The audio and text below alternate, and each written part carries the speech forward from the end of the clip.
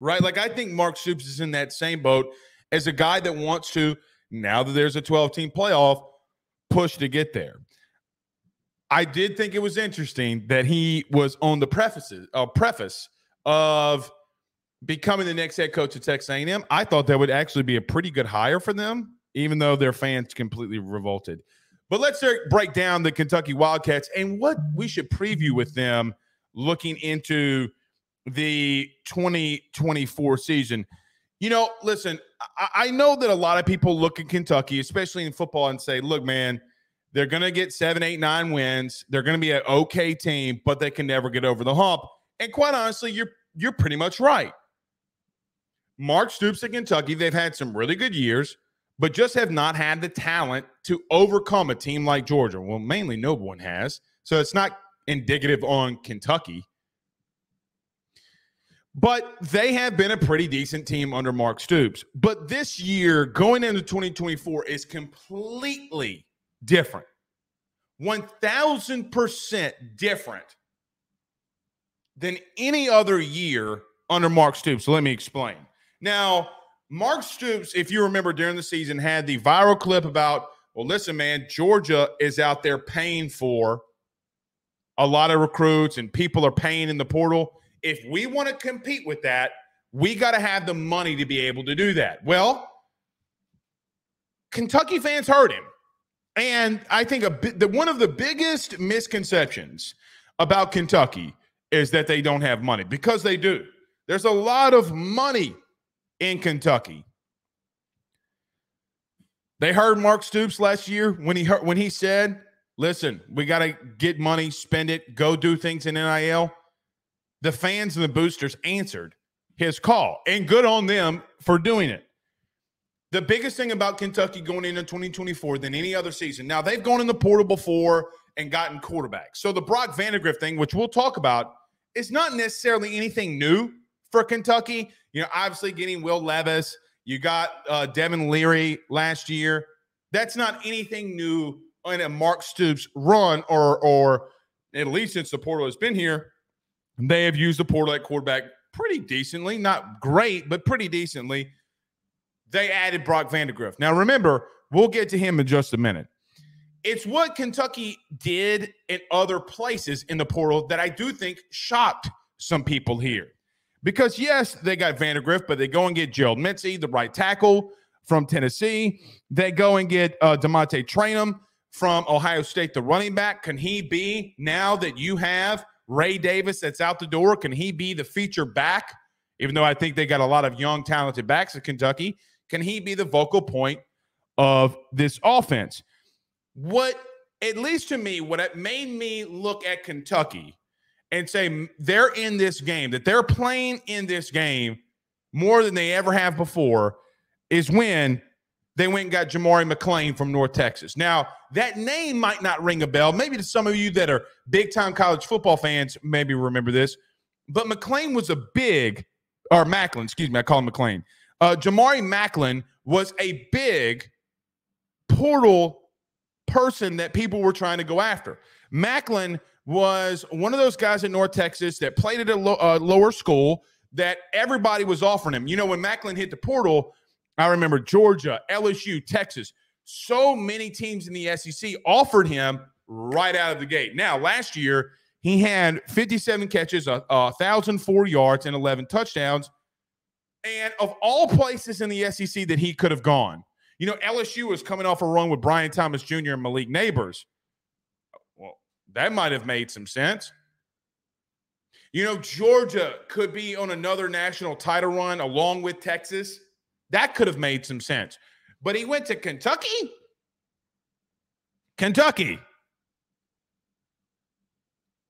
Well, maybe Kentucky's actually being serious about what they're going to do in the portal.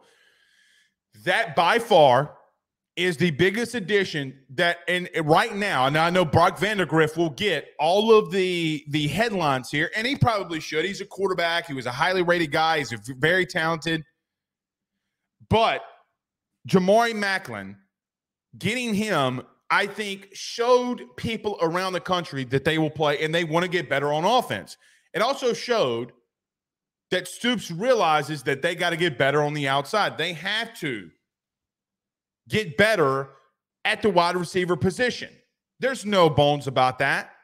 There's nobody in their right mind that would tell you that they do not have to have better weapons on the outside. Offensive line wasn't bad. Their running game wasn't bad. Ray Davis had a really good year. There were parts of the times of the seasons last year that we were having conversations if Ray Davis should be in the Heisman discussion.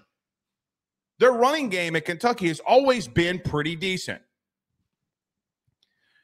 But going and getting Brock Vandagriff, too, from Georgia is a big deal. Now, we have not seen Brock Vandagriff in any serious playing time in the SEC. Now, we saw that Carson Beck at Georgia beat him out. It was what it was. But I do think that Brock Vandagriff is a very talented quarterback, and it's going to be interesting to see what they do here. He's got some pieces. I think they return a lot of really good pieces along the offensive line.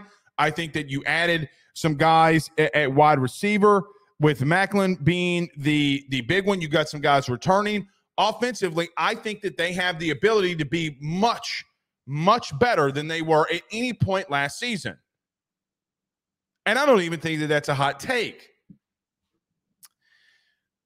But it's also interesting, though, because Kentucky, as an example, or Kentucky, for an example, had to go and replace their replace their offensive coordinator. They do that with Bush Hamdan. And a lot of people don't know who Bush Hamdan is, and that's fine. But I got to tell you, I also don't know if Kentucky didn't get better from a play calling standpoint on the offensive side. Now, I know you can say to yourselves, well, Blake, that's a little bit much. But Hamdan, man, he's been in a lot of good places. He was a quarterback's coach in Missouri. He was the OC last year at Boise State. Okay, he was at Washington, where he was offensive coordinator in 18 and 19. He's got NFL experience. He was a QB's coach in 2017 for the Atlanta Falcons. A lot of people like Bush Hamdan. Now that he is the first-time offensive coordinator in the SEC, it's going to be interesting to see how that plays out. Here's the difference, though, and where we just got done talking about the offense. So, Kentucky fans, in this clip, okay, you're going to be like, well, Blake didn't talk about the offense. Go look on the live show, because right now we got to look on one side of the football. That why I start asking myself, is this the year that Kentucky could make a little bit of a run? Let me explain. Guys, when you look at Kentucky defensively, the number one thing for me that stands out is how many older players they have on this roster. Now, when I'm looking at some of the film last night about Kentucky and a lot of the pieces that they have along the defensive line that are returning, some of the outside pressure guys that they have returning, I'm like, man, that guy's returning, but he's a senior. How is that? Was he redshirted, COVID? Guys, Kentucky has 17-plus players on defense. Now, some of them may hit the portal after spring, and that's okay. 17 juniors and seniors. A lot of them redshirted. You know, they return Josiah Hayes, who had 4.5 tackles for loss last year. J.J. Weaver, the outside guy who had 7 sacks. He's going into year 6, by the way. That's a grown-ass man playing against college students. Maxwell Harrison, who I said last year may have been the most underrated DB in all of the SEC. He only had 5 picks last year. I mean, dude was absolutely fantastic at times. Scott has to get better. He had some blown coverages here and there, but, man, was one of the better cover corners in the country. De'Eric Jackson, their middle backer, had 89 tackles last year, 2 sacks, 2 interceptions. Oh, and by the way, they added Dumas Johnson from Georgia. The depth that this team has defensively, too. I mean, Octavius, okay, he's a guy that had 3.5 sacks. I look at this team. If they can remotely have a better pulse on offense, this team is one of the most senior-led teams in the country, which historically in college football. This isn't a Blake Ruffino stat. This is what we've seen around college football just historically. Teams that have this many seniors, teams that have this many guys that return, normally make a run that people aren't expecting. When you have pretty much a couple of juniors and a senior-led team, a high productive senior-led team, there's not a lot that they haven't seen. I think Kentucky, for me, is one of the most interesting teams in the SEC this upcoming year. Now, what is realistic for Kentucky going into 2024? We have a lot of questions, most of them on offense. Actually, a lot of them, if not all of them, come on the offensive side of the ball. You have the new offensive coordinator. You have a new quarterback that hasn't had any experience in the SEC.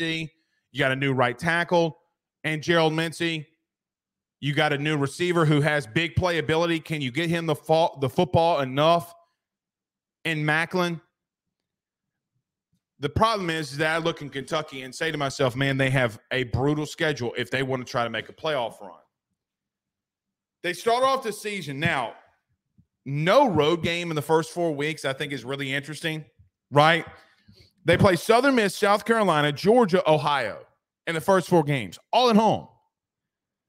Guys, there's a very strong chance they come out of that 3-1. Now, Georgia being at home is obviously the biggest game.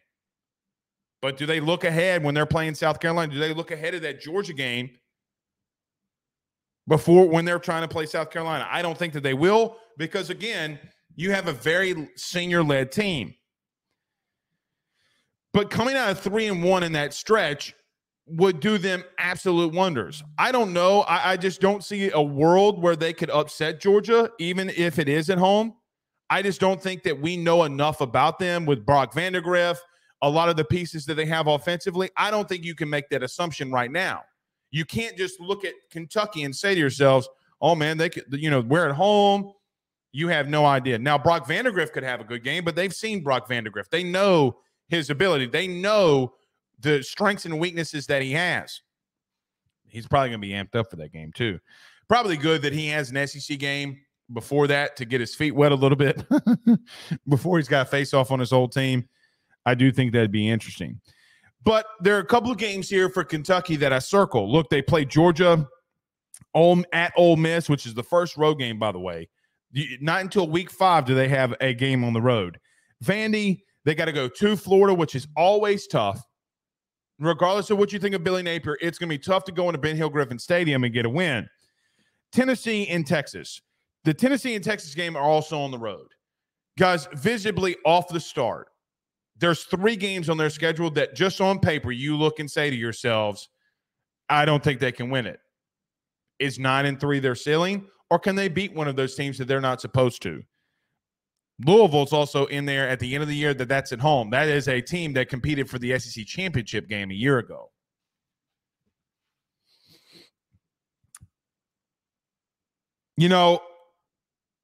The reason I think that they're the most interesting team in the SEC right now is because I love a team that has this many senior-led guys.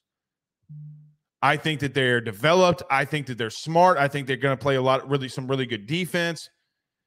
I just don't know right now on March the 11th, 2024, the year of our Lord, that they can overcome. We're probably going to get a lot of the same stuff that we saw and have seen from Mark Stoops at Kentucky. Now, to wrap this part up, my question becomes to Kentucky fans. Now that the boosters, now that you have spent money and going into the portal and getting players and being pretty active in football, is the clock ticking for Mark Stoops? Because if you ask yourself the question, Mark Stoops probably has the easiest or one of the easier jobs in the SEC. Man, look, man, you win 7, 8, 9 games a year.